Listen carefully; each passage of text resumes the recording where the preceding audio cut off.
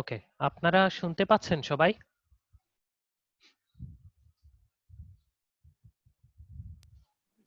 Sir শুনতে পাচ্ছি জি sir. Sir. আচ্ছা, আর স্ক্রিনটা কি দেখা যাচ্ছে? জি স্যার, দেখা যাচ্ছে স্যার। আচ্ছা, ওকে জি স্যার, দেখা যায়। ওকে ওকে। তাহলে আমি স্টার্ট করে দিচ্ছি। আমরা গত ক্লাসে স্টিলের কম্প্রেশন মেম্বারের দুই ধরনের ডিজাইন প্রসিডিওর দেখেছিলাম। একটা ছিল এএসডি মেথডে, একটা এলআরএফডি মেথডে কম্প্রেশন মেম্বার। আমরা মিড টার্মের আগে যেটা পড়েছিলাম ওইগুলো ছিল টেনশন মেম্বার, স্টিলের বিভিন্ন সেকশন সম্পর্কে জেনেছি, স্টিলের ম্যাটেরিয়ালস প্রপার্টিজ যেটা ওইটা সম্পর্কে জেনেছিলাম, এবং কানেকশনস বোল্টেড এবং ওয়েল্ডেড কানেকশন সম্পর্কে জেনেছিলাম। আমরা এখন যেটা পড়তেছি সেটা হচ্ছে কম্প্রেশন মেম্বারস। তো শুরুতে আমরা কম্প্রেশন মেম্বার ডিজাইনের উপর এএসডি এবং এলআরএফডি দুই মেথডে দুইটা অঙ্ক করেছি। আজকের ক্লাস থেকে যেটা পড়বো সেটা হচ্ছে ইফেক্টিভ লেংথ ক্যালকুলেশন কিভাবে করতে হয়। একটা কলামের ইফেক্টিভ লেংথ জানাটা খুব ইম্পর্টেন্ট, এবং ইফেক্টিভ লেংথ কোফিশিয়েন্ট কিভাবে বের করতে হয় ওইটার উপর একটা অঙ্ক আমরা করব। তারপর যদি সম্ভব হয় বিম কলামের উপর একটু থিওরি দেখাবো, এবং কালকের ক্লাসে বিম কলামের উপর একটু লম্বা একটা অঙ্ক আছে ওইটা করব। ওকে, এখন যেটা হচ্ছে যে ইফেক্টিভ লেংথটা কি? Effective length basically length of column can be said as vertical distance between two floors and between two tie levels. Length of কলামটা মানে আপাত দৃষ্টিতে যেটা আমরা মনে করি সেটা হচ্ছে দুইটা স্ল্যাবের মধ্যবর্তী অথবা দুইটা বিমের মধ্যবর্তী কলামের যে অংশটুকু থাকে ওইটাই বেসিক্যালি কলামের লেংথ একটা ফ্লোরের জন্য ধরা হয়, এবং ডিজাইনটা ওই অ্যাকর্ডিংলি করা হয়। According to structural point of view, length of column is the distance between 2 points where a column gets its fixity of support, so its movement is restrained in all direction. এখন structural point of view তে কলামের ডিসটেন্সটা কি? কলামের distance হচ্ছে দুইটা support, বিভিন্ন ধরনের support থাকে, hinge support, roller support, fix support. Fix আমরা ওইভাবে আর বলি না স্ট্রাকচারাল দৃষ্টিকোণে, যে স্ল্যাবের মধ্যবর্তী দুইটা স্ল্যাবের মধ্যবর্তী বা দুইটা বিমের মধ্যবর্তী যে ডিসটেন্সটা থাকতেছে ওইটা আমরা বলি দুইটা সাপোর্ট, যেখানে ফিক্স করে দেয়া হয় কলামকে, যেখানে এসে তার মুভমেন্টটা রিস্ট্রেইন করে দেয়া হয়, ওই দুইটা সাপোর্টের মধ্যবর্তী ডিসটেন্সটাই হচ্ছে কলামের লেংথ, টোটাল লেংথ। তাহলে ইফেক্টিভ লেংথ কোনটা? Structurally effective length of column is defined as height between the points of contraflexure where bending moment is zero of the buckled column, i.e. between two floors basically. এটা হচ্ছে main যে জিনিসটা, যে effective length হচ্ছে ওই ডিসটেন্সটুকুই যেই ডিসটেন্সের মধ্যে তার বাকলিংটা কাজ করে অথবা মোমেন্টটা চলে আসে, কলামের মোমেন্টটা কাজ করে। মোমেন্টের জন্য যখন আমরা কনসিডার করি, রিনফোর্সমেন্ট কনসিডার করি, যেই ডিসটেন্সটা আমরা নেই ওই ডিসটেন্সটুকুই হচ্ছে তার ইফেক্টিভ লেংথ। এখন ইফেক্টিভ লেংথটা আবার ভেরি করে, এক এক ধরনের সাপোর্ট কন্ডিশনের জন্য ইফেক্টিভ লেংথ এক এক রকম হতে পারে। পাশে এটার ছবি দেয়া আছে। যেমন মনে করি আমরা একটা কলাম, এই হচ্ছে একটা কলাম, এই কলামের এইদিকে যদি একটা পিনড এন্ড এবং এইদিকেও পিনড এন্ড থাকে, পিনড হচ্ছে হিঞ্জ সাপোর্ট, যেটা দুই দিকেই যদি হিঞ্জ সাপোর্ট থাকে তাহলে হচ্ছে ওই কলামের টোটাল লেংথ মানে অ্যাকচুয়াল লেংথ হচ্ছে ইফেক্টিভ লেংথের ইকুইভ্যালেন্ট, মানে হচ্ছে ইফেক্টিভ লেংথ যতটুকু ইফেক্টিভ লেংথ ততটুকুই অ্যাকচুয়াল লেংথ যতটুকু। এখন যদি এইরকম হয় কলামটা ক্যান্টিলিভার টাইপের, মাঝে সাপোর্ট, দুই দিকে এটা ইয়ে হচ্ছে ফ্রি এন্ড আছে দুই দিকে, তাহলে এটার ইফেক্টিভ লেংথ যেটা এটা হচ্ছে 12, মানে হচ্ছে দুই দিকের লেংথটাকে মানে যোগ করে যেই লেংথটা আসে পুরাটুকুই বেন্ডিং এর মধ্যে আসতেছে, মোমেন্টের মধ্যে আসতেছে, টোটালটাই হচ্ছে আমার ইফেক্টিভ লেংথ। সেই ক্ষেত্রে তখন ইফেক্টিভ লেংথ কোএফিসিয়েন্টটা হয়ে যায় k ইকুয়াল টু 2, 2 দিয়ে আমরা কলামের লেংথকে মাল্টিপ্লাই করি। আর আগের যদি দুইটা পিনড এন্ড ছিল ওইটা যদি হয় তাহলে k ইকুয়াল টু 1, 1 দিয়ে মাল্টিপ্লাই করি। আচ্ছা, এখন যদি ফিক্সড এন্ড হয়, আমাদের ম্যাক্সিমাম ক্ষেত্রেই স্ট্রাকচারালি, বিশেষ করে রিইনফোর্সড কংক্রিটের ক্ষেত্রে আমাদের কলামগুলা কিন্তু ফিক্সড এন্ড থাকে বেশিরভাগ ক্ষেত্রেই। তো ফিক্সড এন্ড যদি হয় তাহলে আমাদের ইফেক্টিভ লেংথের ডিসটেন্স কতটুকু, সেটা হচ্ছে টোটাল লেংথকে আমরা 0.5 দিয়ে গুণ করব। দ্যাট মিন্স মিডলের যে অর্ধেকটুকু এতটুকুই হচ্ছে তার ইফেক্টিভ লেংথ যদি দুই দিকেই ফিক্সড সাপোর্ট থাকে। এই যে এলই, এটা হচ্ছে LE effective length equal to 0.5 total length, এবং এটা ঠিক মিড বরাবর আছে। এরপরে হচ্ছে যদি আবার এইরকম থাকে যে একদিকে পিনড এন্ড এবং একদিকে ফিক্সড এন্ড, তাহলে কি হতে পারে, টোটাল লেংথের 0.7 দিয়ে মাল্টিপ্লাই করলে টোটাল লেংথ দিয়ে তখন ইফেক্টিভ লেংথটা আসে। এটা কোন ক্ষেত্রে? যদি একদিকে ফিক্সড সাপোর্ট থাকে, যেটা ফিক্সড সাপোর্ট, আবার একদিকে যদি পিনড সাপোর্ট থাকে, এরকম যদি থাকে। এই হচ্ছে বেসিক কিছু কোফিসিয়েন্ট আমাদের ইয়েটা ক্যালকুলেশন করার জন্য, যে কলামের ইফেক্টিভ লেংথ ক্যালকুলেশন করার জন্য। এইটার আরেকটু ডিটেলস এখানে আছে। Effective value of effective length coefficient K, কেটা কি? এই যে এখানে আমরা দিলাম যে K equal to 1, K equal to 2, K equal to 0.5, K equal to 0.7। এটা দিয়ে তো আমরা কলামের টোটাল লেংথকে মাল্টিপ্লাই করি। এখন এই জিনিসটা কি? কেটা হচ্ছে effective length coefficient. Effective length কোফিসিয়েন্টটা কেন আমরা কখন আমরা মানে কেন আসে? এটা হচ্ছে এটা দিয়ে মাল্টিপ্লাই করে, এটা এমন একটা ভ্যালু, এটা যেটা দিয়ে কলামের টোটাল লেংথকে মাল্টিপ্লাই করলে আমরা ইফেক্টিভ লেংথটা পাই। এটা কিসের উপর ডিপেন্ড করে? দুইটা কন্ডিশনের উপর ডিপেন্ড করে। একটা হচ্ছে stiffness of beam and column, আর আরেকটা হচ্ছে সাপোর্ট কন্ডিশন। একটা তো হচ্ছে সাপোর্ট কন্ডিশনের বিভিন্ন ক্রাইটেরিয়ার ক্ষেত্রে এই যে বিভিন্ন সাপোর্টের জন্য কেয়ার ভ্যালুটা ফিক্সড থাকে, এটা তো পাচ্ছি। আরেকটা হচ্ছে কলামের মিডলের ফ্রেমগুলো যদি থাকে, দেখা যাবে একটা কলাম যখন উপর থেকে নিচে আসতেছে এবং 10 ফিট যাওয়ার পরে নিচে, বা অথবা এরকম যদি বলি 10 ফিট উপরে উঠলাম, উঠার পরে এদিক দিয়ে একটা বিম চলে গেল, এই দিক দিয়েও একটা বিম চলে আসলো, বিমটা ক্রস করেছে, তাহলে কলামের উপর দিয়ে কলামটা আবার এক্সটেন্ড করছে। তাহলে উপরের ফ্লোরের কলাম এবং নিচের ফ্লোরের কলামের মধ্যবর্তী যে জয়েন্টটা, ওইটা দিয়ে ওই জয়েন্ট দিয়ে কতগুলা ফ্রেমের কতগুলা মানে স্ট্রাকচার ওই দিক দিয়ে এন্ট্রি করতেছে। একটা হচ্ছে দুইটা কলাম উপর থেকে একটা নিচে আসছে, নিচ থেকে একটা উপরে, এবং ওই এন্ড দিয়ে চতুর্দিকে যদি স্ল্যাব থাকে, তাহলে দুই দিকে বিম, এই দিকেও বিমটা যাচ্ছে, এইদিকে বিম যাচ্ছে, আবার তার ট্রান্সভার্স ডিরেকশনেও বিমটা যাচ্ছে। এখন তাহলে ওই কলামের কে ভ্যালুটা যখন আমরা নির্ধারণ করব, তখন ওই পয়েন্টের স্টিফনেস, ওই বিম যতগুলো আসতেছে তার স্টিফনেসের যোগফল এবং কলামের স্টিফনেসের যোগফলের রেশিওটা চলে আসে। এটা আমরা ঠিক পরেই পাবো। এইটা দিয়ে আমরা কে ভ্যালু নির্ধারণ করতে পারি। এছাড়া হচ্ছে কলামের সাপোর্ট কন্ডিশন। সাপোর্টটা কি কি আছে? আমাদের যখন বেইজে যখন সাপোর্টটা দেওয়া হয়, ফুটিং টুটিং এগুলা হচ্ছে fixed support, fixed end support থাকে। এটার ক্ষেত্রে আমাদের কে ভ্যালুটা 1 আসে। আবার হিঞ্জ সাপোর্ট যদি হয়, সেই ক্ষেত্রে কে ভ্যালুটা 10 আসতে পারে। এই ধরনের বিভিন্ন সাপোর্ট কন্ডিশনের জন্য কে এর ভ্যালুটা বিভিন্ন ধরনের হয়। এখানে আবার আরেকটা বিষয় আছে, যে কে এর ভ্যালুটা থিওরিটিক্যালি একরকম হয়। এই যে এটা হচ্ছে থিওরিটিক্যাল ভ্যালু বিভিন্ন সাপোর্ট কন্ডিশনের ক্ষেত্রে। আবার রিকমেন্ডেড ডিজাইন ভ্যালুটা সেই ক্ষেত্রে আমরা একটু বাড়িয়ে ধরতে পারি, বাড়িয়ে ধরে ফেলা হয়। এই যে 1 এর জায়গায় 1.2, এগুলা ঠিক থাকছে, 2 এর জায়গায় 2.12। ডিজাইনের ক্ষেত্রে সেফ সাইডে থাকার জন্য রিকমেন্ডেড ডিজাইন ভ্যালু একটু বাড়তি ধরা হয়। আর এখানে ফিগারে যেটা আছে যে এন্ড কন্ডিশন গুলো দেওয়া আছে, এটা ফিক্সড, এটা হিঞ্জ, এখানে আছে এটা হচ্ছে রোলার, আর এটা হচ্ছে rotation fixed and translation free. Okay, এখন হচ্ছে আমরা পরবর্তী পেজে যাব, যেখানে এখন আমরা সাইড সুয়ে কি এটা একটু দেখব।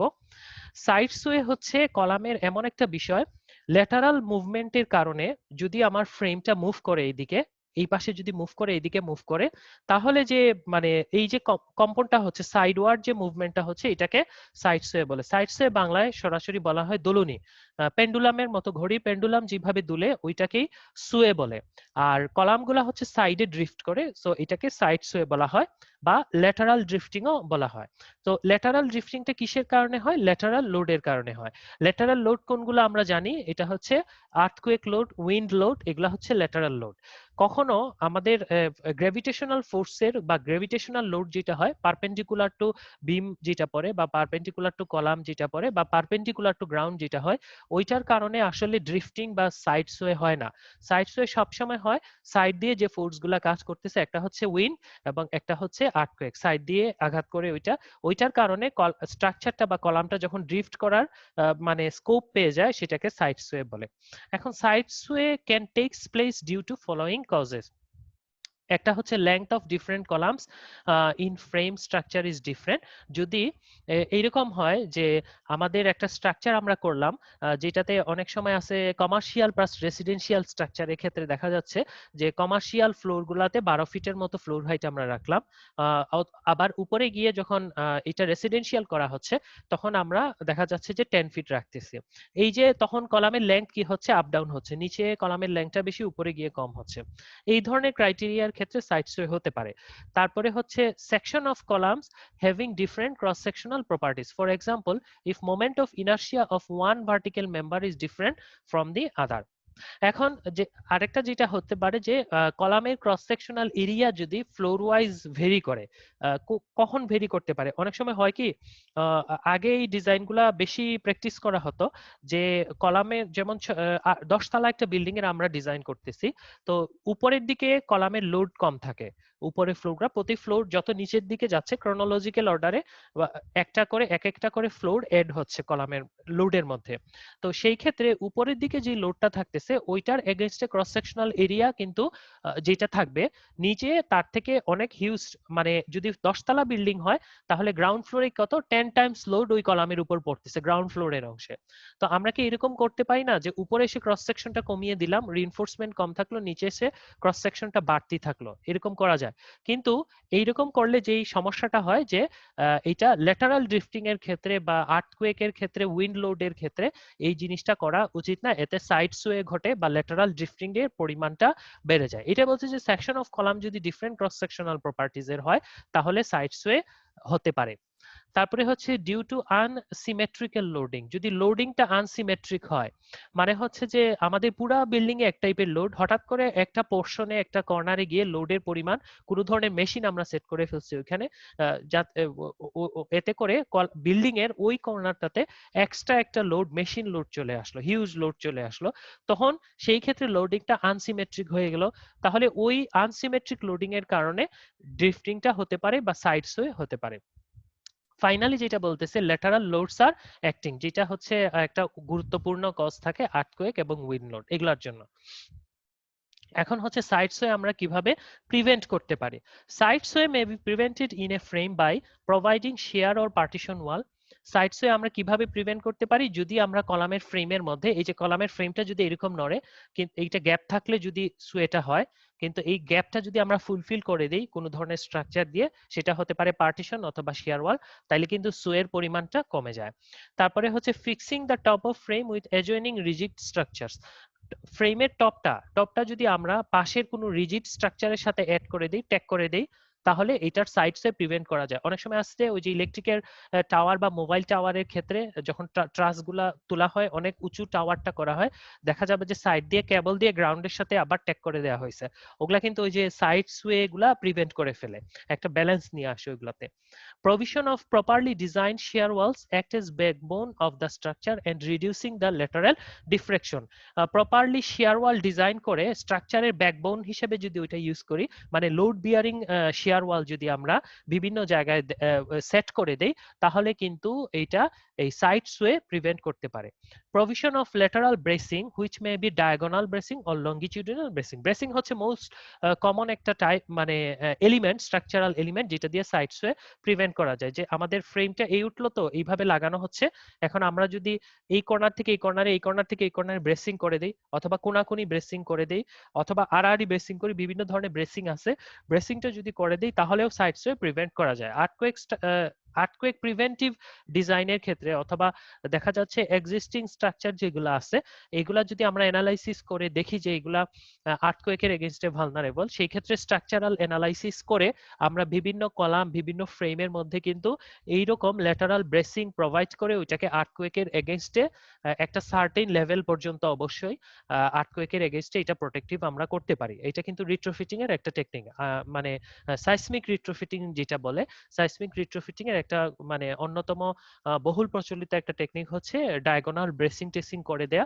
ব্রেসিং করলে ওই সাইড সোয়ে গুলা প্রিভেন্ট করা যায়, ল্যাটারাল ড্রিফটিং গুলা প্রিভেন্ট করা যায়। এখানে একটা ছবি আছে, এইটা দেখবেন, এই যে এটা একটা ব্রেসড এবং আনব্রেসড ফ্রেমের মধ্যে সোয়ের যে পার্থক্যটা হয় এটা দেখানো আছে। দেখেন এইটা হচ্ছে একটা ব্রেসড ফ্রেম, এখানে ব্রেসিংটা করা আছে, এই হচ্ছে সেই ব্রেসিংটা তার। আচ্ছা, এইখানে ব্রেসিং যদি থাকে তাইলে এটার উপর যদি পি লোডিংটা যায়, lateral loading, not vertical gravitational loading, এইটার আমার দরকার নাই, আমার সাইড সুয়ের জন্য দেখার দরকার যে ল্যাটারাল লোডিংটা। ল্যাটারাল লোডিং এর কারণে এখানে সুয়েটা হচ্ছে না, অনেক স্মল হইলেও এই গ্যাপটা অনেক কম। কিন্তু আমি যদি এটা রিমুভ করে দেই, এই যে বারটা আছে, এই বারটা ব্রেসিংটা যদি রিমুভ করে দেই, এরকম ফ্রি করে দেই, এই যে এরকম ফ্রি করে দেই জিনিসটা, তাহলে দেখেন লার্জ অ্যামাউন্টের সাইড সোয়ে হতে পারে। এটা হচ্ছে আনব্রেসড ফ্রেম। এইভাবে পার্থক্যটা বোঝা যায় ব্রেসড এবং আনব্রেসড ফ্রেমের ক্ষেত্রে সাইড সোয়ে কিভাবে প্রিভেন্ট করা যায়। ওকে, এখানে একটা গ্রাফ আছে, এটা একটা নোমোগ্রাফ। এইটার ডিটেলসটা অঙ্ক করলে বুঝতে পারবেন। অঙ্কতে চলে যাই, গ্রাফটাতে আমি আবার পরে ব্যাক করব। এটা হচ্ছে কে ভ্যালু ইয়ে করার জন্য, আইডেন্টিফিকেশনের জন্য আমরা এই গ্রাফটা বের করি। এই গ্রাফের শুধু এতটুকু একটু এখন বলতেছি যে এটা হচ্ছে কে এর ভ্যালু। এই এই যে বার মিটারটা আছে, বার স্কেলটা আছে, এখান থেকে কে এর ভ্যালুটা নেওয়া হয়। কে এর ভ্যালুটা নেয়ার জন্য আমরা যেটা করি, একটা কলাম যদি হয় এ বি, কলামের তো দুইটা পয়েন্ট থাকে, একটা ধরেন উপরের পয়েন্ট আর একটা হচ্ছে নিচের পয়েন্ট। তাই যদি হয় তাহলে আমরা কলামের দুইটা পয়েন্টকে বা দুইটা সাপোর্টের যে পয়েন্ট যে দুইটা আছে এটাকে আমরা একটাকে জি এ বলতে পারি, একটাকে জিবি বলতে পারি।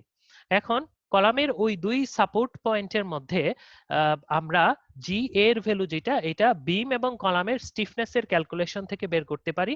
এইখানে ওই ক্যালকুলেশন থেকে আমরা এই 0 থেকে 50 রেঞ্জের মধ্যে একটা ভ্যালু পাই, আবার এই দিকেও 0 থেকে 50 রেঞ্জের মধ্যে একটা ভ্যালু পাই। যদি পাই, দেখা গেল যে যদি দেখা যাক যে জি এ যেটা কলামের একটা পয়েন্টে, এ পয়েন্টে ধরেন আমরা 0.3 এরকম সাপোজ 0.3 একটা ভ্যালু পেলাম, আবার আরেকটা পয়েন্টে যে 1 একটা ভ্যালু পেলাম জিবি। তাহলে আমরা এই দুইটাতে যদি স্কেল দিয়ে কানেক্ট করি, একটা স্কেল ধরি এখানে, তাহলে এটা কে এর যে বারটা দেয়া আছে এই বারটার যেই জায়গায় ইন্টারসেক্ট করবে ঠিক ওই জায়গাটার যে ভ্যালুটা আমরা পাবো ওইটা হচ্ছে ইফেক্টিভ লেংথ, ওই কলামের জন্য ইফেক্টিভ লেংথের কোফিশিয়েন্ট। সেই ক্ষেত্রে যেটা হবে যে আমরা তখন ওই কলামের এক্সাক্ট লেংথ যদি থাকে সে 10 ফিট এবং আমরা কে ভ্যালুটা পেলাম 0.7, তাইলে ওই কলামের জন্য ইফেক্টিভ লেংথটা আমরা পাবো হচ্ছে 0.7 ইন্টু 10। 10 কে ওই কে এর ভ্যালু দিয়ে মাল্টিপ্লাই করে দিব, তাহলে যেটা আসবে সেটা হবে ওই কলামের ইফেক্টিভ লেংথ। এখন গ্রাফ আছে দুইটা, একটা দেখেন এই পাশে এই গ্রাফটা, এই একটা, আরেকটা হচ্ছে এই একটা। এই গ্রাফটা হচ্ছে সাইড সোয়ে প্রিভেন্টেড এর ক্ষেত্রে, আর এই গ্রাফটা হচ্ছে সাইড সোয়ে নট প্রিভেন্টেড এর ক্ষেত্রে। মানে হচ্ছে আমাদের যদি কলাম কন্ডিশনটা বা ফ্রেমের কন্ডিশনটা আনব্রেসড হয়, বাট মানে এইরকম হয় যেখানে কিনা সাইড সোয়ে প্রিভেন্টেড না, সাইড সোয়ে হচ্ছে, তাহলে হচ্ছে এই গ্রাফ থেকে আমাদের ভ্যালুগুলা নিতে হবে সাইড সোয়ে নট প্রিভেন্টেড। আর যদি এইরকম হয় যে কলাম ফ্রেমটা ফিক্স করা, এখানে সাইড সোয়ে ইফেক্টিভ না, সাইড সোয়ে হবে না, তাহলে আমরা এই গ্রাফটা নিতে পারি, সাইড সোয়ে প্রিভেন্টেড যে গ্রাফটা, এটা নিয়ে ভ্যালুগুলা বের করব। এটার উপর একটা অঙ্ক করব, অঙ্ক করলে ক্লিয়ার হয়ে যাবে এটা। এখন হচ্ছে যে ফার্স্টে আমাদের অঙ্ক করতে যাওয়ার আগে জি ভ্যালুটা কিভাবে নির্ধারণ করতে হয় এইটা জানতে হবে। The symbol G in the nomograph is defined by, জিটা ক্যালকুলেশনের ইকুয়েশন হচ্ছে এইটা, এই ইকুয়েশনটা G equal to summation of EI divided by L divided by summation of EI divided by L। আচ্ছা, দুইটাই সেম সেম, বাট এখানে দেখেন C লেখা আছে আর এখানে B লেখা আছে। তার মানে হচ্ছে এই যে EI divided by L এটা কলামের জন্য, C মানে হচ্ছে কলামের, আর এই EI divided by L টা হচ্ছে বিমের জন্য। ওকে, এখন এই EI ডিভাইডেড বাই L মানেটা কি? এটা হচ্ছে স্টিফনেস, যে কোনো কলামের স্টিফনেস ক্যালকুলেশনের ইকুয়েশন হচ্ছে EI ডিভাইডেড বাই L। ওকে, ই হচ্ছে তার মডুলাস অফ ইলাস্টিসিটি কলামের, এটা একটা ফিক্সড ভ্যালু, স্টিলের জন্য একটা ফিক্সড ভ্যালু থাকে, সম্ভবত 29,000 PSI থাকে এটা। আর আইটা হচ্ছে ওই কলামের ক্রস সেকশনের ইয়েটা, কলামের ক্রস সেকশনের মোমেন্ট অফ ইনার্শিয়া যেটা, ওইটা হচ্ছে আই। আর এল যেটা হচ্ছে ওই কলামের টোটাল লেংথ। তাহলে আমরা দেখা যাচ্ছে যে একটা কলামের যদি আমরা ইটা জানি, মডুলাস অফ ইলাস্টিসিটি তার ম্যাটেরিয়ালস প্রপার্টিজ এর, মোমেন্ট অফ ইনার্শিয়া আইটা জানি এবং লেংথ জানি এল, তাহলে আমরা এটার স্টিফনেস লিখতে পারবো ইআই ডিভাইডেড বাই এল এই ইকুয়েশন দিয়ে। সিমিলারলি বিমের ক্ষেত্রেও তাই, বিমের ক্ষেত্রেও একই ইকুয়েশন, বিমের ক্ষেত্রেও এই বিমের লেংথটা আসবে এল এবং আইটা হবে ওই বিমের ক্রস সেকশনাল এরিয়া। আচ্ছা, এই গেল ইকুয়েশনটা। উপরের ইআই ডিভাইডেড বাই এলটা কি এবং নিচের ইআই ডিভাইডেড বাই এলটা কি, এটা আমরা জানলাম যে এটা হচ্ছে স্টিফনেস। আর এই সামেশনটা কেন আসতেছে, তাহলে সামেশন মানেই বোঝাচ্ছে যে এইখানে কয়েকটা কলামের স্টিফনেসের যোগফল আসতে পারে, মানে কয়েকটা কলাম আসতে পারে প্লাস আরো কলাম আসতে পারে, আরেকটা একটা এরকম নিচে কয়েকটা বিমের আসতে পারে। এখন এটা কোন ক্ষেত্রে হতে পারে এটা একটু দেখি, নিচে ছবিতে এটা ক্লিয়ার করা আছে। মনে করেন এটা একটা ফ্রেম, এই যে একটা ফ্রেম দেখা যাচ্ছে, এই পুরাটুকু একটা স্ট্রাকচার দেখা যাচ্ছে। হ্যাঁ, এখন আমরা আমরা এই এ বি কলাম যেটা আছে, এই এ থেকে বি মাঝের একটা কলামের একটা দ্বিতীয় তলার মাঝের মিডলের একটা কলামের আমরা ইয়েটা ক্যালকুলেশন করব, জি ভ্যালুটা ক্যালকুলেশন করব, পরবর্তীতে কে ভ্যালুটা নিব। এখন কে ভ্যালুটা নেয়ার জন্য আমরা যেটা দরকার, এই এ বি কলামের এ পয়েন্টের জি এর ভ্যালু এবং বি পয়েন্টের জি এর ভ্যালু, মানে হচ্ছে জি এ এবং জি বি, এই দুইটা লাগবে। এখন তাই যদি হয় তাহলে আমাদের এই জি এটা বলছিলাম যে summation of stiffness of columns G, এইখানে যদি জি এটা বসাই, এই যে জি এ পয়েন্টের জিটা আমরা যদি নিতে চাই তাহলে হবে এ পয়েন্টে সামেশন অফ কলামের স্টিফনেস আর সামেশন অফ বিমের স্টিফনেস। এখন সামেশন অফ কলামের স্টিফনেস কেন কথাটা বললাম, কারণ হচ্ছে ওই এ পয়েন্টে দেখেন কতগুলা টোটাল কলাম আসছে নিচ থেকে, এটা হচ্ছে তো এ পয়েন্ট, এই পয়েন্ট তো এ পয়েন্ট, তাহলে নিচ থেকে উপরের দিকে একটা কলাম আসছে, এই কলামটা, এই যে একটা কলাম, আবার উপর থেকে নিচে এই যে আরেকটা কলাম আছে, তাহলে কলাম আসলো কয়টা, দুইটা। আর বিম তাহলে কয়টা আসতেছে, এই পাশ থেকে এই পাশে একটা বিম আসতেছে, এই যে, আবার এই পাশ থেকে এই পাশে একটা বিম আসতেছে, তাহলে বিমও আসতেছে দুইটা। আমরা ওই অপোজিট ডিরেকশনেরটা বাদ দিয়ে দিলাম, ধরে নিলাম এটা 2 ডাইমেনশনাল ফ্রেম, 3 ডাইমেনশনাল স্ট্রাকচার না ধরে ধরলাম যে এটা একটা 2 ডাইমেনশনাল স্ট্রাকচার। ওকে, তাহলে আমরা এই পয়েন্টের জি যখন ক্যালকুলেশন করব, এই যে জিটা যখন বের করব, তাহলে উপরে হবে কলামের, দুইটা কলামের যে দুইটা কলাম ঢুকতেছে ওই পয়েন্টে, দুইটা কলামের স্টিফনেসের যোগফল হবে, আর নিচে ডিভাইডেড বাই হবে দুইটা বিমের স্টিফনেসের যোগফল। সিমিলারলি আমরা যদি বি পয়েন্টের জন্য আসি, বি পয়েন্টের জন্য এখানে কিন্তু জি বি একটা ভ্যালু আমরা নিব, বের করতে পারবো।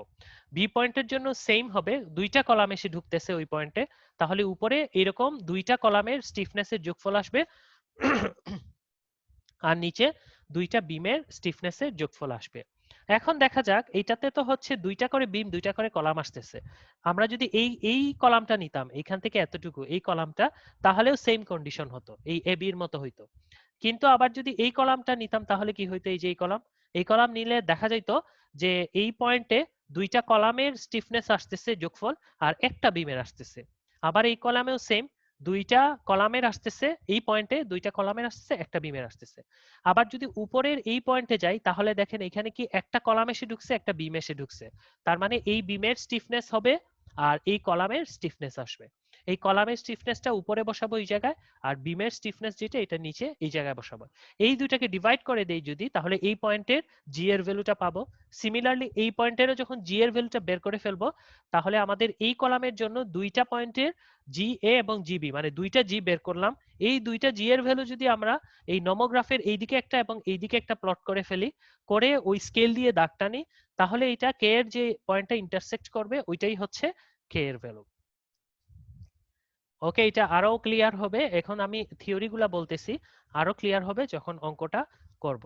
আচ্ছা, এখন জি এর ভ্যালু দুইটা ক্ষেত্রে ফিক্সড ভ্যালু নেওয়া যায়, এটাই এই কথাটা লেখা আছে, if a column end is hinged the G value is at that end is infinite because the hinge is equivalent to zero stiffness of the connecting beams.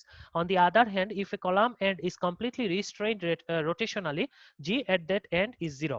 Intermediate values of G equal to 10 and G equal to 1 have been suggested for the practical case of the simple column base and the fixed column base respectively. এটা খুব important, যদি আমাদের support কন্ডিশনটা fixed support অথবা hinge support হয়, যেমন এই ফ্রেমের ক্ষেত্রে একটু দেখি, এই ফ্রেমের ক্ষেত্রে এখানে একটা হিঞ্জ সাপোর্ট আছে, সবগুলা হিঞ্জ, কোনটা ফিক্সড না।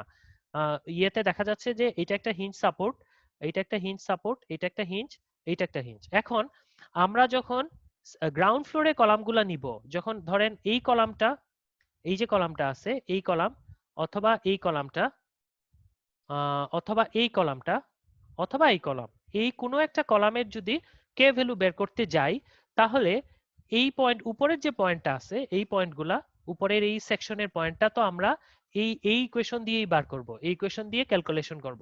কিন্তু নিচের যে সাপোর্ট এন্ডের যে জি ভ্যালুটা নিব, ওইটা আমাদের কোড যেটা বলতেছে যে ওখানে যদি হিঞ্জ সাপোর্ট থাকে তাহলে ভ্যালুটা ফিক্সড হবে, ফিক্সড একটা ভ্যালু থাকবে, সেটা হচ্ছে 10।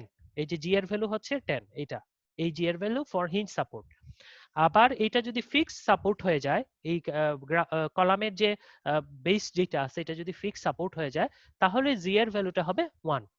সেই ক্ষেত্রে আমরা দেখতেছি যে জি এর ভ্যালু দুইটা ক্ষেত্রে ফিক্সড হতে পারে। একটা হচ্ছে কলামের সাপোর্ট এন্ডটা যদি ফিক্সড অথবা হিঞ্জ হয়, তাহলে এই জি এর ভ্যালুটা একটা ফিক্সড ভ্যালু আছে, সেটা হচ্ছে হিঞ্জ সাপোর্টের জন্য 10 এবং ফিক্সড সাপোর্টের জন্য 1। এই কথাটাই টোটাল এখানে লেখা আছে। ওকে, এরপরে হচ্ছে আর লাস্ট একটা কন্ডিশন থাকে কারেকশন ফ্যাক্টরস। একটা কারেকশন ফ্যাক্টরস আসতে পারে যখন কিনা আমরা বিমের স্টিফনেসটা ক্যালকুলেশন করব। দ্য কারেকশন ফ্যাক্টরস, এই যে কথাটা এখানে লেখা আছে, the correction factors by which beam stiffness I divided by L must be multiplied for 4 cases are as shown in the table. যদি এইরকম হয় যে বিমের far end of the beam is hinged or far end of the beam is fixed, এটা কিভাবে হতে পারে? মনে করেন এখানে যে বিমটা দেয়া আছে, এই এন্ডটা, বিমের এই এন্ডটা এখানে এসে আছে। এখন বিমটা যদি এরকম হতো, কন্টিনিউ হতো, অথবা এই বিমটা কন্টিনিউ হতো হয়ে এইখানে কোনো সাপোর্টের সাথে এটা অ্যাড করা আছে, এবং এইটা, এই সাপোর্টটা হয় হিঞ্জ অথবা ফিক্স, যে কোনো দুইটা সাপোর্টের একটা আছে, তাহলে হিঞ্জ এবং ফিক্স সাপোর্টের জন্য দুইটা ক্রাইটেরিয়া আসতেছে। ফার এন্ড অফ দ্য বিম যদি হিঞ্জ হয়, তাহলে সাইড সোয়ে যদি ওই ফ্রেমের ওই কলামের মধ্যে যদি সাইড সোয়ে হয়, সাইড সোয়ে কেসটা থাকে, তাহলে হাফ, এই হাফ ভ্যালুটা আসবে। আর নো সাইড সোয়ে যদি হয় তাহলে 3/2।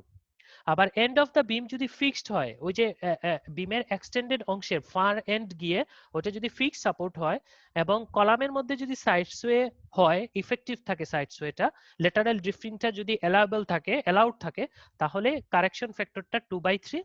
আর নো সাইড সোয়ে যদি হয় তাহলে কারেকশন ফ্যাক্টরটা 2। এখন এই যে চারটা ভ্যালু আছে, চারটা ক্রাইটেরিয়ার ক্ষেত্রে আমাদের প্রয়োজন হতে পারে। যদি এইরকম ক্রাইটেরিয়া হয় far end of the beam is hinge or far end of the beam is fixed, তাহলে আমরা যেটা করব, বিমের স্টিফনেসটা ক্যালকুলেশনের পরে ওইটাকে আমরা এই কারেকশন ফ্যাক্টর যে চারটা আছে যে কোনো একটা দিয়ে মাল্টিপ্লাই করব। এখন এইটা অঙ্কের যে ফ্রেম আছে, ফ্রেমে এরকম একটা কেস দেয়া আছে, তাহলে আমরা অঙ্কতে যাই, অঙ্কটা করলে এটা বুঝবেন। ওকে, এই হচ্ছে অঙ্ক। এটা আপনাদের গ্যালর্ডের যে স্টিল স্ট্রাকচারের যে রেফারেন্স বই, গ্যালর্ডের বইতে আছে 4 নাম্বার চ্যাপ্টারের 11 নাম্বার এক্সাম্পল, এটা 11 এর 1, হ্যাঁ 4 নাম্বার চ্যাপ্টারে এটা আছে। Okay, determine the effective length coefficient, determine the effective length coefficient for the frame shown in the figure 431. The stiffness I divided by L are as follows. Okay, আমরা এখন এই অঙ্কটা করব। অঙ্কটার একটু লম্বা প্রসিডিওর, বাট খুব ইজি, খুব easy. আপনারা জাস্ট ওই জি এর যে একটা ছোট্ট ইকুয়েশন যেটা দেখালাম, ওই ইকুয়েশন দিয়ে স্টিফনেসটা ক্যালকুলেশন করবেন। আর প্রতিটা কলামের দুইটা এন্ডের স্টিফনেসটা পেয়ে গেলে, মানে সরি জি ভ্যালুটা পেয়ে গেলে, ওইটা আপনি গ্রাফে প্লট করে, ওই যে নোমোগ্রাফটা আছে, নোমোগ্রাফে প্লট করে ফেললে আপনারা কে এর ভ্যালুটা বের করে ফেলতে পারবেন। Okay, determine the effective length coefficients of the frame shown figure 431. The stiffness I divided by L are as follows. Okay, কোশ্চেনের মধ্যে প্রতিটা কলামের এবং বিমের স্টিফনেসটা দেয়া আছে।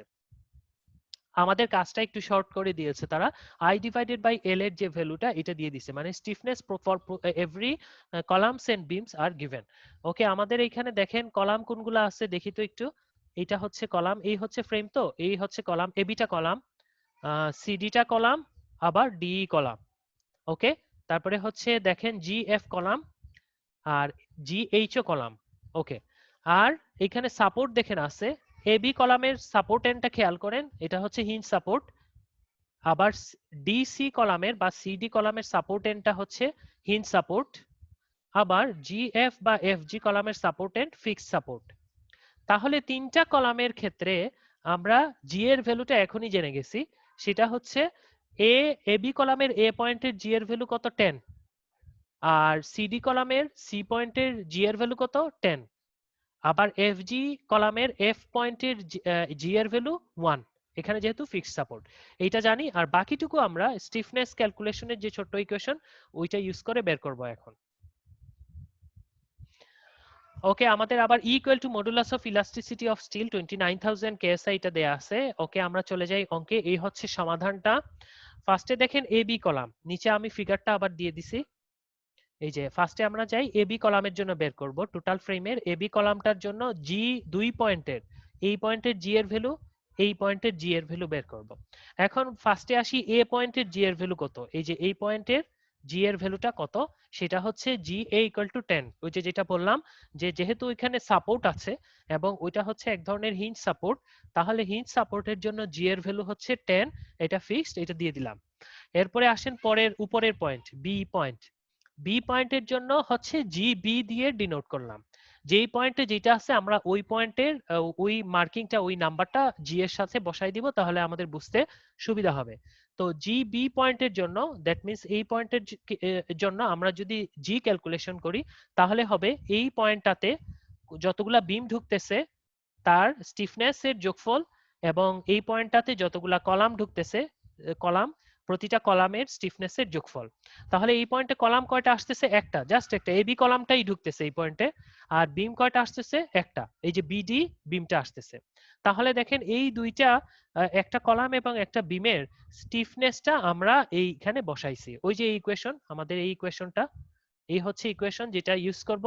উপরে হচ্ছে আমাদের কলামের স্টিফনেস আর নিচে হচ্ছে বিমের স্টিফনেস। এই, তাহলে আমাদের বিম হচ্ছে একটা সিডি বিম। এখন সিডি বিমের ক্ষেত্রে স্টিফনেসটা কত, এটা আমাদের কোশ্চেনে দেয়া আছে। একটু দেখে আসি আবার কোশ্চেনটা। এই যে সিডি, সিডি বিমের স্টিফনেস 7.33, এই 7.33 লিখলাম। ওকে, তারপরে হচ্ছে আমাদের বাকি থাকলো কোনটা, বিডি, সরি বিডি বিম, বিডি বিম আর এবি কলাম। উপরে হচ্ছে এবি কলাম, এটার স্টিফনেসটা কত, এবি কলামের 7.33, এটা উপরে দিলাম। আর নিচে হচ্ছে বিমটা, বিডি বিম, এই বি টু ডি বিম, এটার স্টিফনেস কত, 26.7। এটা দেখেন কোশ্চেনে আছে কিনা, 26.7, এই যে বিডি 26.7, এইটা বসালাম। এই দুটা ভাগ করে দিলাম, আসলো 0.274। তাহলে দেখেন এবি কলামটার জন্য আমাদের ফার্স্ট কলাম হচ্ছে এবি, এ টু বি, এ টু বি কলামের জন্য আমরা এই পয়েন্টের জি এর ভ্যালু পেলাম, এই পয়েন্টের জি এর ভ্যালু পেলাম। এখন এই দুইটা ভ্যালু আমরা যদি গ্রাফে প্লট করি, নোমোগ্রাফ যেটা দেখাইছিলাম এইটাতে প্লট করি, তাহলে কে ইকুয়াল টু 0.77 বের হবে। কিভাবে, আমি একটু গ্রাফটা দেখাই, পরের পৃষ্ঠায় আছে। এই যে আমি এই এবি কলামের কে ভ্যালুটা বের করার জন্য গ্রাফে যে লাইনটা টানছি, এইটা রেড কালার দিয়ে, মানে রেড বলতে একটু ডার্কিশ রেড কালার, এই যে ফ্রম নোমোগ্রাফ কথাটা যে কালার দিয়ে লেখা আছে, এই কালারের গ্রাফটা আপনারা খেয়াল করবেন।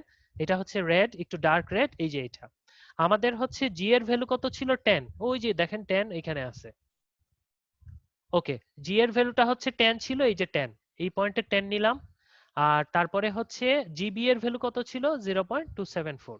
তাইলে দেখেন 0.2 এই পাশটায় নিব, জিবি এর ভ্যালু এই হচ্ছে 0.2, আর 274 এই হচ্ছে 0.5, এখানে এসে 0.5 হচ্ছে, পয়েন্টার দিয়ে দেখাচ্ছি আপনাদের।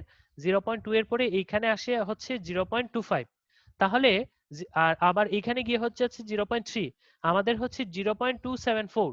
তাহলে 0.25 এর পরবর্তীতে কোনো একটা পয়েন্ট এইরকম একটা জায়গায় হবে।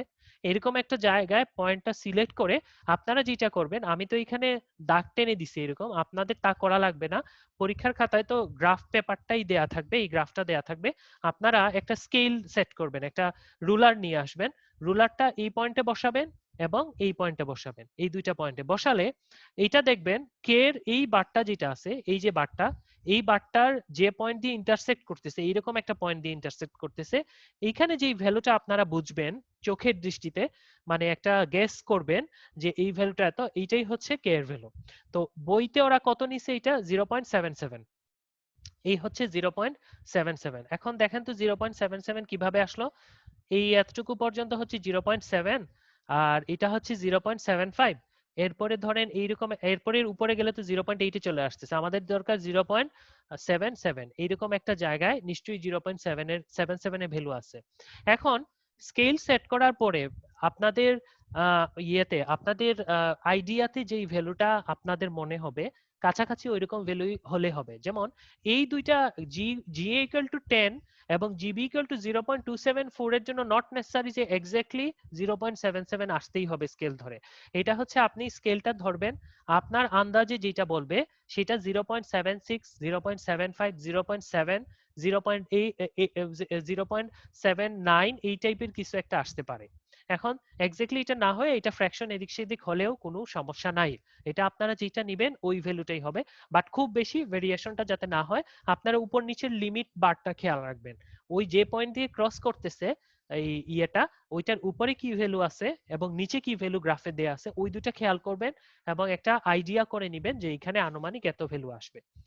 তাহলে দেখেন আমাদের যে টার্গেটটা ছিল যে একটা কলামের একটা ফ্রেম থেকে একটা কলামের আমরা ইফেক্টিভ লেংথ বের করার কোএফিসিয়েন্ট যেটা এটা নির্ধারণ করব, এটা আমরা করলাম একে ইকুয়াল টু 0.77।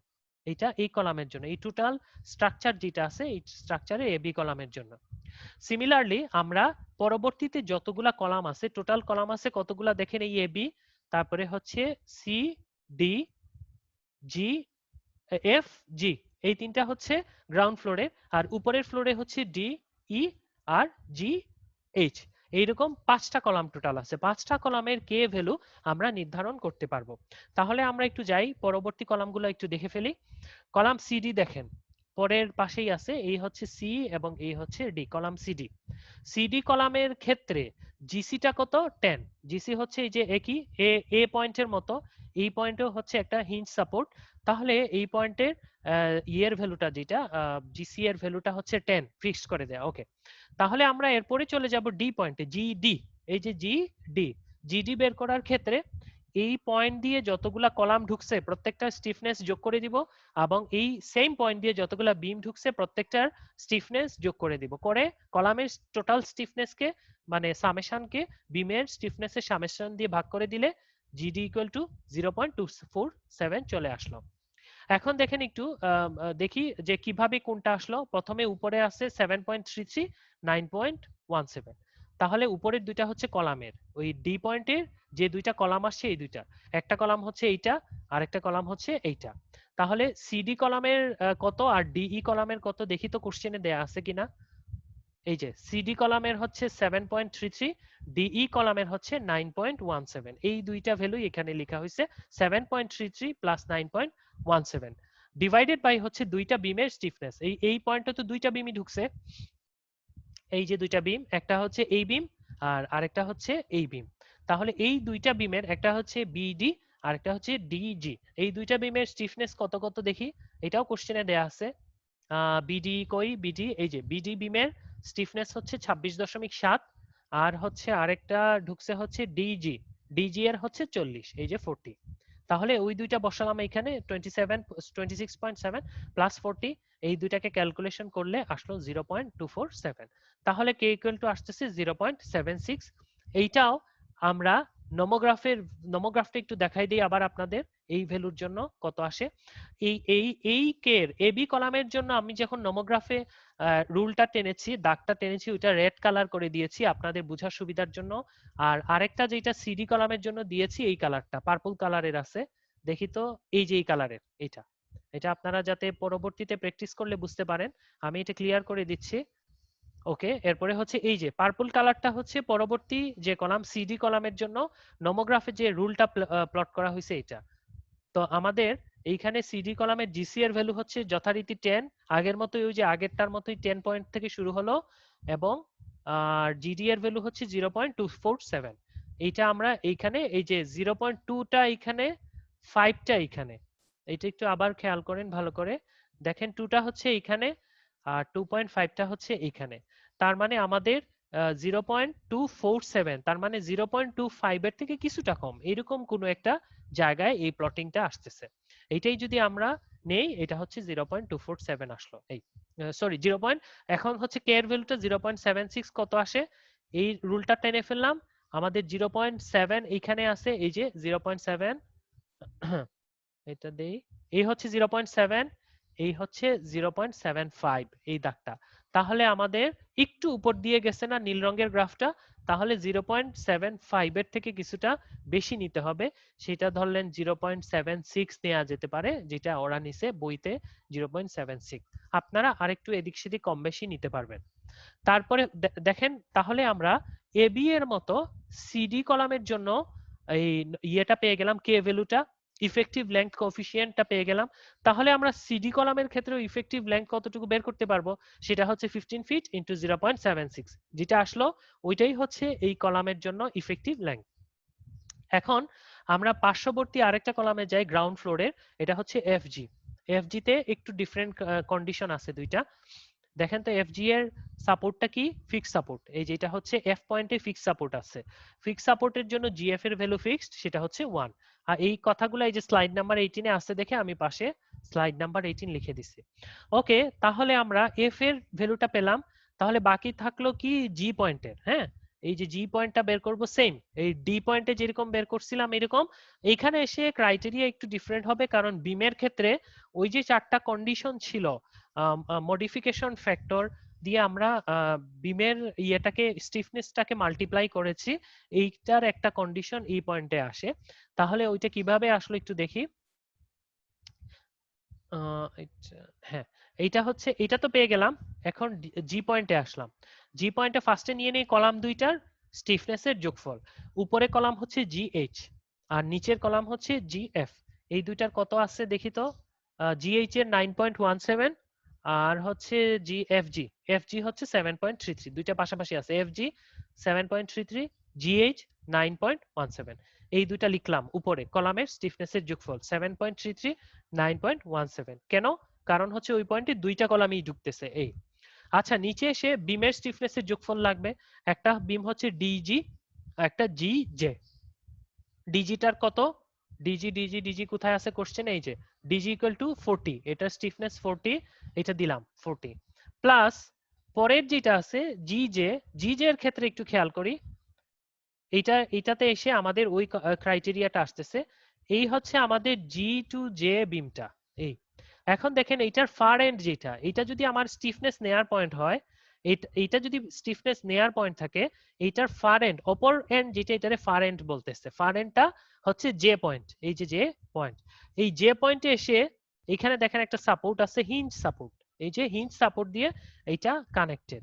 তাহলে আমরা যদি টেবিল স্লাইড 18 এর ওই যে একটা টেবিল দেয়া আছে কারেকশন ফ্যাক্টর বিমের নিতে হয়, কারেকশন ফ্যাক্টরটা যদি নেই, সেই ক্ষেত্রে এই বিমের স্টিফনেস যেটা আছে এই পয়েন্টের জন্য স্টিফনেস যেটা আছে এটাকে 3/2 দিয়ে মাল্টিপ্লাই করতে হবে।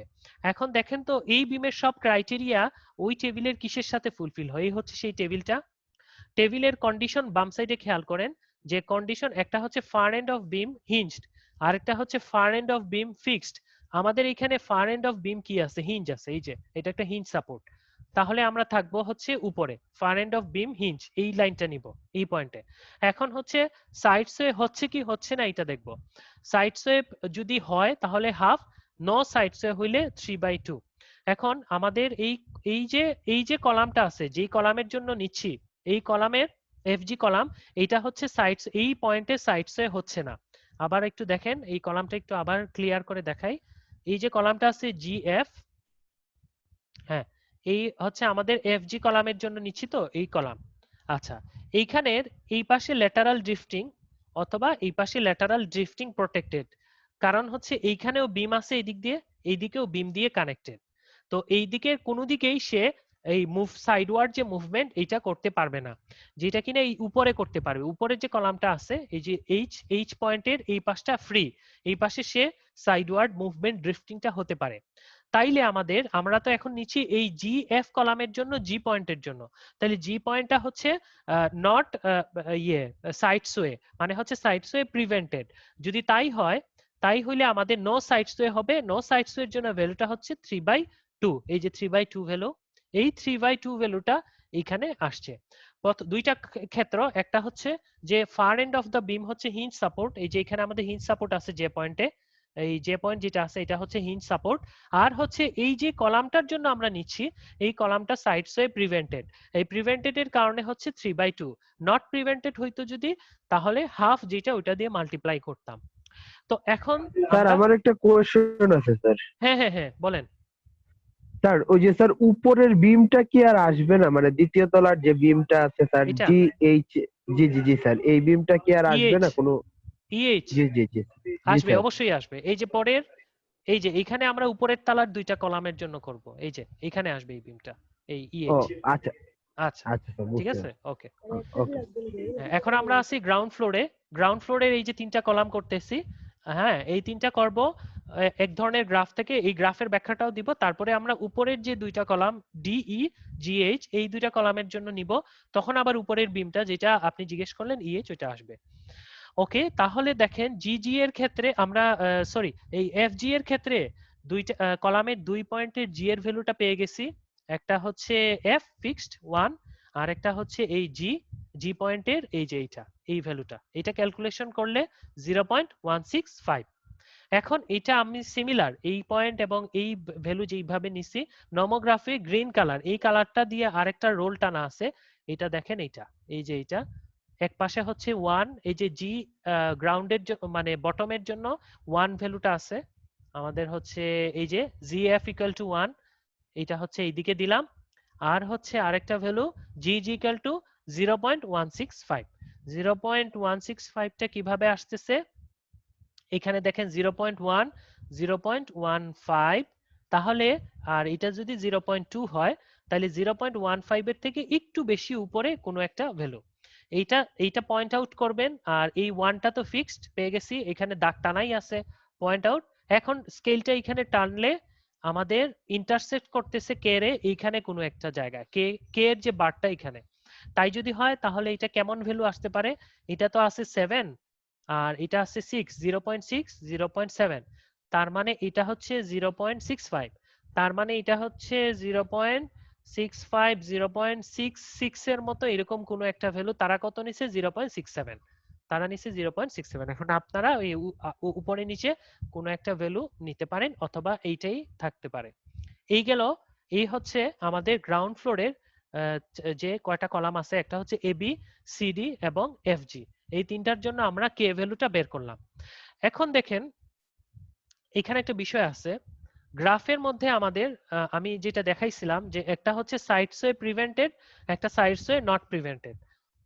যখন কোনো ফ্রেমে সাইড সোয়ে প্রিভেন্টেড থাকবে তখন আমরা লেফট সাইডের যে ইয়েটা আছে গ্রাফটা আছে এটা নিয়ে করব, আর সাইড সোয়ে যদি নট প্রিভেন্টেড থাকে তাহলে রাইট সাইডের যে গ্রাফটা আছে এটা নিয়ে করব। আমাদের এই ফ্রেমের ক্ষেত্রে উপরটা হচ্ছে সাইড সোয়ে নট প্রিভেন্টেড, এটা ওপেন।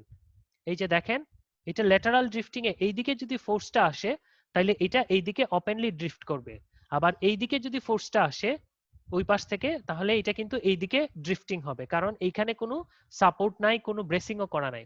নিচের ক্ষেত্রে এরকম না, নিচের ক্ষেত্রে দেখেন এটা ফিক্সড করা আছে সব দিকে, এবং ফাইনালি এইখানে একটা far end of the beam hinge support দিয়ে পুরাটুকুকে ট্যাগ করে রাখা, পুরা বিমটাকে ট্যাগ করে রাখা। তার মানে এই নিচের প্রত্যেকটা কলাম, তিনটা কলামই সাইড সোয়ে প্রিভেন্টেড অবস্থায় আছে, কিন্তু উপরে তা নাই, সাইড সোয়ে নট প্রিভেন্টেড। তাহলে উপরের কে ভ্যালুটা যখন নিব সেই ক্ষেত্রে আমরা ওই যে ডান পাশের যে গ্রাফটা আছে দ্যাট মিন্স এই যে সাইড সোয়ে নট প্রিভেন্টেড এই গ্রাফটা নিয়ে করব। ওকে, তাহলে আমরা যাই তো একটু পরের ফাইনাল যে দুইটা কলাম আছে উপরে এই দুইটার ক্যালকুলেশনটা এখানে দেখানো আছে, এটা একটু দেখি। ফার্স্টে হচ্ছে দেখেন ডি ই, এই কলামটা ডি কলামের জন্য, এই যে ডি কলামের জন্য জিডি কত 0.247, এই জিডিটার এই পয়েন্টের কিন্তু অলরেডি ক্যালকুলেশন করে ফেলছি, ওই যে আগের ইয়েতে আছে এই ক্যালকুলেশনটা করানোর জন্য আমরা নিছিলাম এই যে জিডি 0.247, এই যে 0.247 এটা আমরা সরাসরি দিয়ে দিতে পারি 0.247। এখন যদি ই পয়েন্টেরটা নেই, জি ইকুয়াল টু 9.17 ডিভাইডেড বাই 14.5, এই ই পয়েন্টে কতগুলা কি ঢুকতেছে একটু দেখেন তো। ই পয়েন্টে এসে আসতেছে হচ্ছে একটা বিম ইএইচ আর একটা কলাম এইটা ডিই এই কলামটা, তাহলে উপরে হচ্ছে ওই ডি ই কলামের জন্য যে স্টিফনেসটা সেটা কোশ্চেনে যেটা দেয়া আছে, কোশ্চেনে এটার ভ্যালু দেয়া আছে ডি এর জন্য 9.17, আর নিচে হচ্ছে বিম যেটা আছে ইএইচ, এই ইএইচ বিমটা 14x30, ইএইচ বিমটার জন্য স্টিফনেস 14.5, এটাও কোশ্চেনে দেয়া আছে, এই দুইটা ভাগ করে দিলাম 0.630। নোমোগ্রাফ থেকে সেম কে এর ভ্যালু 1.14 পাবো, এই যে নিচের দিকে আছে এই যে রেড কালারের যেটা, এই যে রেড কালারেরটা হচ্ছে ওইটার জন্য, এইটা আপনারা একটু দেখে নিবেন, এইখানে মিলিয়ে দেখে নিবেন, তাহলে আমরা এই 0.1 একের থেকে একটু বেশি একটা ভ্যালু এখানে পাচ্ছি, সেই ভ্যালুটা কত 1.14 অথবা 1.13 অথবা 1.15 সামথিং লাইক দিস। ওকে, এখন ফাইনাল একটা কলাম বাকি থাকতেছে যেটা হচ্ছে জিএইচ, এই যে এই পাশের উপরের জিএইচ কলামটা। এখন জিএইচ কলামে দুইটা ক্রাইটেরিয়া মনে হয় চলে আসে, একটু দেখি তো পুরাটা ক্লিয়ার করে দেই। হ্যাঁ, জিএইচ কলামের দেখেন জিজি পয়েন্ট যেটা, এই যে জিজি পয়েন্ট, এইটাতে দুইটা কলামেরটা আসতেছে এই জিএইচ কলামের জন্য আর জিএফ কলামের জন্য। এই দুইটা কলামের স্টিফনেস এর দুইটা ভ্যালু চলে আসলো। এখন বিমের ক্ষেত্রে কারেকশন ফ্যাক্টর চলে আসবে এই পয়েন্টে। আমাদের তো কলাম হচ্ছে এইটা, আর এখানে হচ্ছে বিম আসতেছে, এই একটা বিম আসতেছে, এই একটা বিম আসতেছে। এখন তাই যদি হয়, এই যে এই বিমটা আছে যেটা, এই যে এই বিমটা, এই বিমের যে ওই যে ফার এন্ড হচ্ছে হিঞ্জ সাপোর্ট, এবং এই কলামটা হচ্ছে উপরে সাইড সোয়ে নট প্রিভেন্টেড, এখানে সাইড সোয়ে প্রিভেন্টেড হচ্ছে না। নিচের ক্ষেত্রে এফ জি কলামের ক্ষেত্রে এটা সাইড সোয়ে প্রিভেন্টেড ছিল, তখন এই বিমের ক্ষেত্রে ওই ক্রাইটেরিয়াটা নিয়েছি। কিন্তু এখন আর ওই সেম ক্রাইটেরিয়া আসবে না, যেহেতু আমরা এখন এই কলামের জন্য করতেছি। এই কলামে উপরে সাইড সোয়ে হবে, এই দিকের ফোর্সের কারণে ওইদিকে ড্রিফটিংটা হবে। তাই যদি হয় তাহলে এই বিমেরটা যখন আমরা স্টিফনেসটা নিব, স্টিফনেসটা এই যে 40 তো লিখলাম, লিখলে এটারে হাফ দিয়ে মাল্টিপ্লাই করব। কেন করব? ফার এন্ড হচ্ছে হিঞ্জ এবং সাইড সোয়ে নট প্রিভেন্টেড। দেখি তো একটু ওই টেবিলে কি আছে। Far end of the beam hinge side sway not prevented, মানে হচ্ছে সাইড সোয়ে হচ্ছে, সাইড সোয়ে হবে, এই জন্য এই হাফ ভ্যালুটা আসবে। আর গ্রাউন্ড ফ্লোরের ক্ষেত্রে ছিল নো সাইড সোয়ে, 3/2 নিছিলাম আমরা। তাহলে আমরা এই হাফ দিয়ে এটাকে কারেকশন ফ্যাক্টরটা মাল্টিপ্লাই করলাম 40 কে, করলে এই পুরাটা সলভ করলে 0.275 আসলো। আর জিএইচ এর জন্য, যেটা এইচ পয়েন্টের জন্য মানে উপরের পয়েন্টের জন্য খুব ইজি, উপরের জন্য হচ্ছে এই ইএইচ এর স্টিফনেসটা নিচে চলে আসলো 14.5, আর জিএইচ এর স্টিফনেসটা উপরে চলে গেল 9.17, 0.630। এখন এই 0.275 আর 0.630 আমরা নোমোগ্রাফের এই যে পার্পল কালারের যেটা আছে, এই গ্রাফটা, এই লাইনটা চেক করলে আপনারা পাবেন কে এর একটা ভ্যালু, সেটা হচ্ছে সরি কে ইকুয়াল টু 1.15। তাহলে দেখেন আমরা এই ফ্রেমের, টোটাল ফ্রেমের 5টা কলাম আছে, 5টা সাইডের কলাম, 5টা সাইডের কলামের জন্য আমরা নোমোগ্রাফের ভ্যালুটা নোমোগ্রাফ থেকে কে এর ভ্যালুটা ডিটারমাইন করলাম। সেটা ডিটারমাইন করলাম কেন? কারণ আমাদের ইফেক্টিভ লেংথটা বের করা খুব জরুরি। এটা আমরা যখন পরবর্তী পার্টে, এই লেকচারের পরবর্তী পার্টে বিম কলামের উপর একটা ডিজাইন করব, একটু লম্বা একটু ডিজাইন, ওখানে ওই স্টিফনেস ক্যালকুলেশন থেকে কে ভ্যালুটা নিয়ে কলামের ডিজাইনটা চেক করতে হয়, কলামের সবকিছু চেক করতে হয়, সাইজ টাইজ চেক করতে হয়, একটা সার্টেন লোডের জন্য করতে হয়। ওকে, এখন আমাদের এই চ্যাপ্টার আপাতত শেষ। এখানে আপনাদের একটা অ্যাসাইনমেন্ট আছে, এই অ্যাসাইনমেন্টটা আমি গুগল ক্লাসরুমে দিয়ে দিব। সেম অঙ্ক, এই যে প্রবলেমটা আছে যেটা আমি এখন করাইলাম, সেম জিনিসটা, শুধুমাত্র এইখানে এই যে 3x 2x এবং 2x 1x এটা লেখা আছে, এই xটা হচ্ছে আপনাদের রোল নাম্বারের লাস্ট ওয়ান ডিজিট, যেটা এটা বসাবেন। কারো রোল নাম্বারের লাস্ট দুইটা ডিজিট যদি 14 থাকে ফর এক্সাম্পল, তাহলে x এর ভ্যালু 4 হবে। তাহলে x এর ভ্যালু যদি 4 হয়, এইখানে লেংথ হচ্ছে 14 ফিট আসবে, এইখানে হবে 24 ফিট, 24 ফিট, 34 ফিট। আবার কারো যদি রোল নাম্বারের লাস্টের দুইটা ডিজিট 10 হয়, 10 হয়, তাহলে হচ্ছে লাস্ট ডিজিট কত? 0। তাহলে এখানে হবে 30, এখানে 20, এখানে 20, এখানে 10। এই এতটুকু চেঞ্জ করে বাকি প্রসিডিওর সব আগের মতো, এই ভ্যালুগুলো সব আগের মতো। শুধু আপনারা যেটা করবেন, এখানে একটু ক্যালকুলেশন ফার্দার করতে হবে। এটা হচ্ছে যেহেতু লেংথটা চেঞ্জ হয়ে যাচ্ছে, যেমন আগে ছিল কত, এবি এর লেংথ কত ছিল? 15। এবি ইকুয়াল টু এই যে এবি কলামটা, এই যে এবি কলামটা আমার 15 দেয়া ছিল, এখন 15 আছে। সিডিও তাই থাকতেছে, জিএফও তাই থাকতেছে, শুধু আপনাদের চেঞ্জ হবে এই কলামের লেংথ ডিই, জিএইচ কলামের লেংথ এবং বিমের লেংথ গুলা চেঞ্জ হবে। এই যে বিডি, ডিজি, জিজে, ইএইচ, এই বিমের লেংথ গুলা চেঞ্জ হবে। এটা কিভাবে? খুব ইজি, তেমন কোনো কিছু না।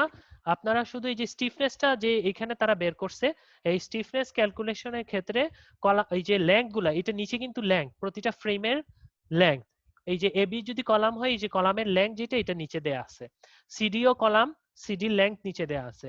আবার দেখেন ডিজি, ডিজিটা হচ্ছে বিম, বিমটা আগে 20 ফিট ছিল, এখন আপনার রোল নাম্বার বসাইলে, লাস্ট ডিজিট বসাইলে যেটা আসে, সেইটা আপনি এখানে নিচে বসায় এটাকে ডিভাইড করলে যা আসে, এই ভ্যালুটাই আপনার স্টিফনেসের ভ্যালু আসবে। এই এতটুকু জাস্ট চেঞ্জ হবে। এটা করে অ্যাসাইনমেন্ট আকারে জমা দিবেন। এটা আমি ক্লাসরুমে আজকে ক্রিয়েট করে দিব। আপনারা ধরেন পূজার বন্ধের পরে আস্তে ধীরে দেন, আমি একটু 2 সপ্তাহ টাইম দিয়ে দিব, এই অ্যাসাইনমেন্টটা করে জমা দিবেন। স্যার ভিডিওটাও স্যার আপলোড করে দিন স্যার। অবশ্যই, হ্যাঁ রেকর্ডিং করা আছে, আমি সাথে ভিডিওটাও দিয়ে দিব। অঙ্ক করতে গেলে কোথাও আটকে গেলে ভিডিওটা দেখলে সব ক্লিয়ার হয়ে যাবে। অঙ্কটা ইজি, মজা পাবেন করার সময়। আর গ্রাফটাতে ওই যে যেভাবে বললাম স্কেল টেনে গ্রাফটা করবেন। ওকে, আজকে আজকে জি স্যার। এই অঙ্কটা এতটুকু শেষ। বাট আমি আজকে আরেকটু থিওরি পড়াবো আপনাদের, অল্প একটু। ওই বিম কলাম ডিজাইনটা কি এটা একটু ব্যাখ্যা করে আপনাদের আজকে শেষ করে দিব। আমি একটু স্লাইডটা চেঞ্জ করি।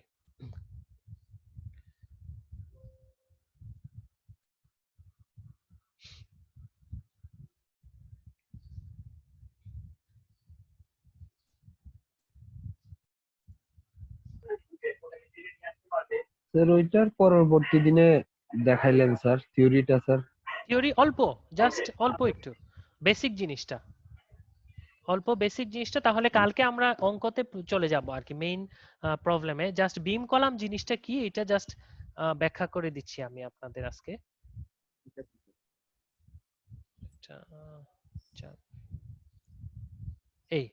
এটা হচ্ছে আমার পরবর্তী পার্ট, যেটা বিম কলামের উপর। ওকে, জাস্ট এই জায়গাটুকু বলবো। A beam is predominantly subjected to only bending oblique flexural force. Maybe there is a little axial load, but so small compared to the bending forces that the axial force is negligible and is ignored in analysis. On the other hand, a column is predominantly subjected to only axial forces. Maybe there is a little bending force present, but so small compared to the axial forces that the bending force is considered negligible and ignored in analysis. আচ্ছা, basic জিনিসটা কি? বেসিকটা হচ্ছে একটা column এবং বিম যখন আমরা design করি, কলাম এবং বিম কি? কলাম এবং বিম কি মানে সাদা চোখে ওইটাই যে কলাম যেটা এটা হচ্ছে পারপেন্ডিকুলার টু গ্রাউন্ড থাকলেই কলাম, হরাইজন্টাল টু গ্রাউন্ড থাকলেই বিম, তাই? আসলে তা না। কলাম এবং বিমের দুইটা স্পেসিফিক ক্রাইটেরিয়া আছে লোড নেয়ার। একটা হচ্ছে বিম বেন্ডিং অথবা ফ্লেক্সুরাল ফোর্স যেটা ওইটা নেয়, কলাম হচ্ছে এক্সিয়াল ফোর্স নেয়। মানে হচ্ছে বিম বেন্ডিং এর ফোর্স যেটা, এই বেন্ডিং বেন্ড হওয়ার বিমটা ডিজাইন করা হয় মেইনলি কিন্তু বেন্ডিং ফোর্সের জন্য, ফ্লেক্সুরাল ফোর্স যেটাকে বলে। একটা এইরকম একটা বিম থাকলো, এই পুরাটুকু একটা বিম থাকলো, এটার উপর পারপেন্ডিকুলার যখন লোড পড়ে তখন এটা বেন্ড হওয়ার ট্রাই করে এইরকম, এইটার জন্য বিমটাকে ডিজাইন করা হয়। যখন এই ধরনের ফ্লেক্সুরাল ফোর্সের জন্য কোনো মেম্বারকে ডিজাইন করা হয়, স্ট্রাকচারকে কনসিডার করা হয়, ওইটাকে বিম বলা হয়। আর কলাম হচ্ছে একটা খুঁটা, তাই না? স্ট্রেইট থাকে, এটা পারপেন্ডিকুলার টু গ্রাউন্ড থাকে, নট হরাইজন্টাল। এইটার উপর এক্সিয়াল ফোর্সটা আসে সরাসরি, এখানের উপর কোনো বেন্ডিং বা ফ্লেক্সুরাল ফোর্সের জন্য কলামটা ডিজাইন করা হয় না বা কনসিডার করলে খুব অল্প পরিমাণ। সিমিলারলি বিমের ক্ষেত্রেও এক্সিয়াল ফোর্স যেটা, এটার কনসিডারেশন খুব কম হয়, মেইনলি এটা বেন্ডিং এর জন্য বা ফ্লেক্সুরাল ফোর্সের জন্য কনসিডার করা হয়। কিন্তু কোনো কোনো ক্ষেত্রে এরকম হতে পারে বিম এবং কলাম দুইটার ক্ষেত্রেই একটা বিমকে শুধুমাত্র ফ্লেক্সুরাল ফোর্সের জন্য ডিজাইন না করে এক্সিয়াল ফোর্সের কনসিডারেশনে এনেও ডিজাইনটা কমপ্লিট করা লাগতে পারে। অথবা কলামকেও সেম শুধুমাত্র এক্সিয়াল ফোর্সের জন্য ডিজাইন না করে ফ্লেক্সুরাল আর বেন্ডিং এর জন্য ডিজাইন করা লাগতে পারে। যদি তাই হয়, ওই সকল ক্ষেত্রে ওই ফ্রেমের ওই বিম অথবা কলামকে কলাম বিম বা কলাম বিম বলে। মানে হচ্ছে ওই ফ্রেমের আড়াআড়ি হোক যে স্ট্রাকচারটা, মানে হরাইজন্টাল টু গ্রাউন্ড যে ফ্রেমটা অথবা মানে পারপেন্ডিকুলার টু গ্রাউন্ড যে ফ্রেমটা, দুইটাকেই আমরা বিম কলাম কন্ডিশন বলি। তো কলামের ক্ষেত্রে যেটা হয়, আমরা এক্সিয়াল ফোর্সের জন্য ডিজাইন করি এবং মোমেন্টের জন্য ডিজাইন করি। বিমের ক্ষেত্রে মোমেন্টের জন্য তো করতাম, তখন এক্সিয়াল ফোর্সের জন্য ডিজাইন করি। একটা এক্সাম্পল বললেই আপনাদের ক্লিয়ার হয়ে যাবে বিষয়টা। One such example is the beam in a moment frame or based frame. The bending flexural force is coming from the gravity loads, live load, snow load, dead load, and the axial force is coming from the lateral load, seismic and wind load. এখন একটা perfect example হচ্ছে যখন কোনো frame bracing করা ফ্রেমকে আমরা lateral লোডের জন্য design করি। আপনারা এই বাম পাশের এই ছবিটাকে খেয়াল করেন, এই হচ্ছে বিমটার জেনারেল লোডিং যেটা, এটা হচ্ছে এইটা, মানে গ্র্যাভিটেশনাল ফোর্সের কারণে যেই লোডটা আসে, তার সেলফ ওয়েট, তার ডেড লোড, তার লাইভ লোড, স্নো লোড, এই যা আছে তাই, ওইটার জন্য ওই লোডের জন্য বিমটা এরকম ব্যান্ড হওয়ার ট্রাই করে। এইটার জন্য বিমকে ফ্লেক্সুরালি ডিজাইন করা হয়। এখন যখন এই ফোর্সটা যখন কলামের মধ্যে আসে, এই ডিস্ট্রিবিউটেড হয়ে দুই পাশে কলামের মধ্যে এইদিকে আসে, তখন কলামের মধ্যে এই মধ্য দিয়ে এটা এক্সিয়াল ফোর্স হিসেবে আসে, নট ফ্লেক্সুরাল ফোর্স। তাহলে আমরা এই ক্রাইটেরিয়ার ক্ষেত্রে কলামকে এক্সিয়াল ফোর্সের জন্য ডিজাইন করতেছি এবং বিমকে ফ্লেক্সুরাল ফোর্সের জন্য ডিজাইন করতেছি। এখন যদি এই ফ্রেমের মধ্যে একটা ল্যাটারাল লোড কাজ করে, যেমন উইন্ড অর আর্থকুয়েক লোড, এই দিক দিয়ে কোনো ফোর্স চলে আসে, তাহলে দেখেন এই বিমের এই পারপেন্ডিকুলার টু গ্রাউন্ড মানে গ্র্যাভিটেশনাল ফোর্সের কারণে যে লোড এটার জন্য হচ্ছে, আবার এক্সিয়ালি যে লোডটা কাজ করতেছে এটার জন্য ডিজাইন করা লাগতেছে। সিমিলারলি এই কলামের ক্ষেত্রে একই আসবে। কলামকে আমরা এই যে লোডটা ছিল গ্র্যাভিটেশনাল লোড, এইটা এখানে এক্সিয়ালি তার লোডটা আসতেছে, সে যেটা নেয়, আবার এই ল্যাটারাল ফোর্সের কারণে তার এইখানে একটা মোমেন্ট কাজ করবে টপে, এইরকম মোমেন্ট, এই মোমেন্টের জন্য তার ডিজাইন করা লাগতেছে। সেই ক্ষেত্রে এই ধরনের কলামকে বিম কলাম বলে। এই যে পাশে ছবিটা দেয়া আছে, দেখেন এই কলামটা, এই যে হচ্ছে কলাম, এই কলামটা সাইডে ড্রিফটিং হচ্ছে, এই যে এটা হচ্ছে এই যে ল্যাটারাল যে ফোর্স আছে, এই ল্যাটারাল ফোর্সের কারণে এখানে একটা মোমেন্ট ক্রিয়েট হয়ে গেছে। তখন এই কলাম, এই ধরনের কলামকে এই ফোর্সটা যেটা আছে এক্সিয়াল ফোর্স, যেটা কিনা গ্র্যাভিটেশনাল লোডের কারণে বিম বা স্ল্যাব থেকে আসতেছে, এটার জন্য তো করতেই হচ্ছে, প্লাস হচ্ছে সাইডওয়ার্ড যে লোডটা আসতেছে এটার জন্য যে মোমেন্ট ক্রিয়েট হচ্ছে টপে, ওইটার জন্য ডিজাইন করা লাগতেছে। এই ধরনের ফ্রেমকে বা এই ধরনের কলামকে আমরা বিম কলাম বলি। কালকের ক্লাসে আমরা এই ধরনের একটা অঙ্ক করব বিম কলামের। আজকে এ পর্যন্তই, ধন্যবাদ। আজকে একটু বেশি সময় নিছি আপনাদের। সবাই রুল নাম্বার লিখছেন? জি স্যার। ওকে জি স্যার। ওকে জি স্যার, লেখা হয়েছে। ওকে